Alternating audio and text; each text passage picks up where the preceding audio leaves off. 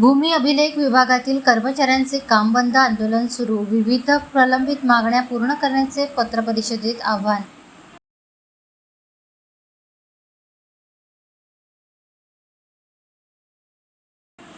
अनेक वर्षांपासून प्रलंबित असलेल्या मागण्यांच्या संदर्भात अजूनही तोडगा न निघाल्यामुळे कर्मचाऱ्यांना अनेक अडचणींना सामना करावा लागत आहे.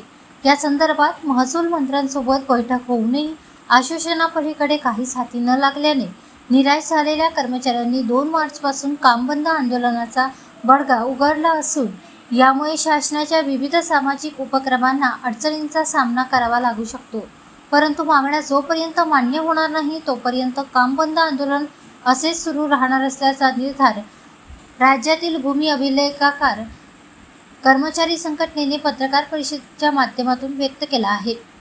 जिल्ह्यातील 15 तालुक्यातील 191 कर्मचाऱ्यांपैकी जवळपास 160 कर्मचाऱ्यांनी या काम बंद आंदोलनात सहभाग घेतला असून सदर आंदोलनाला खऱ्या अर्थाने 18 फेब्रुवारीपासून सुरुवात झाली होती. त्यानंतर 23 ते 27 फेब्रुवारी दरम्यान सामूहिक रजा आंदोलन व 2 मार्चपासून काम बंद आंदोलनाचा बडगा उगारण्यात आला. या आंदोलनात राज्यातील जवळपास 8 संघटनांनी आपला सहभाग नोंदवला आहे. सदर आंदोलनाच्या माध्यमातून मागण्यांची पूर्तता न झाल्यास हे आंदोलन अधिक तीव्र करण्याचा निर्धारही कर्मचाऱ्यांनी सदर पत्रकार परिषदेच्या माध्यमातून व्यक्त केला आहे. नमस्कार, मी बोधित्व मारुती रामटेके, विभागीय सचिव भूमी अभिलेख तांत्रिक कर्मचारी संघटना महाराष्ट्र राज्य.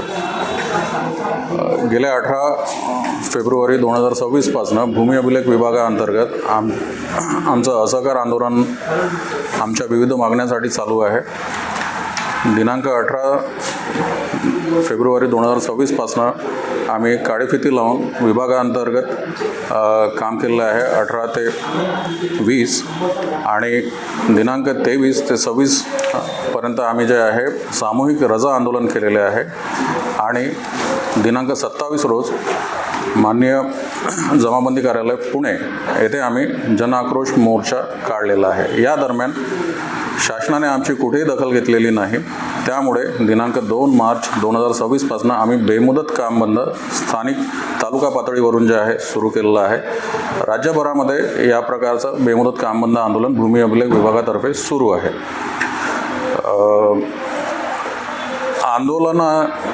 आंदोलना संदर्भामध्ये आमच्या शासनाकडे बऱ्याचशा मागण्या बऱ्याच कालावधीपासून प्रलंबित आहेत. भूमी अभिलेख विभागामध्ये जवळपास 2012 पासून जे आहे तांत्रिक शैक्षणिक पात्रता असलेले कर्मचारी विभागामध्ये काम करायला लागलेत. ITI, polytechnic diploma, BE engineering, civil, स्थापत्य अभियांत्रिकीचे विद्यार्थी जे आहेत आमच्याकडे कर्मचारी म्हणून जे आहे विभागाअंतर्गत काम करायला लागले.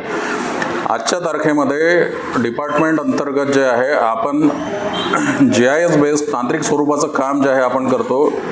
गोरगरीब कास्तकारांच्या शेतजमिनीच्या मोजण्या असोत किंवा जे आहे शासनाचे इतर विभाग आहेत, उदाहरणार्थ पाटबंधारे विभाग किंवा सार्वजनिक बांधकाम विभाग किंवा मग सेंट्रल गव्हर्नमेंटचा रेल्वे विभाग म्हणा किंवा MMRDAचे कामं किंवा म्युन्सिपल कॉर्पोरेशन. तर या सगळ्यांचे जे काही आहेत कामं आपण जे आहे करत असतो. या दरम्यान संबंधित कर्मचाऱ्यांचं जे आहे आपण काम तांत्रिक स्वरूपाचं असून आपण त्यांना जे आहे डिपार्टमेंटकडनं जे आहे क्लरिकल ग्रेड पे जे आहे देण्यात येतं. असं आहे. अजून पुन्हा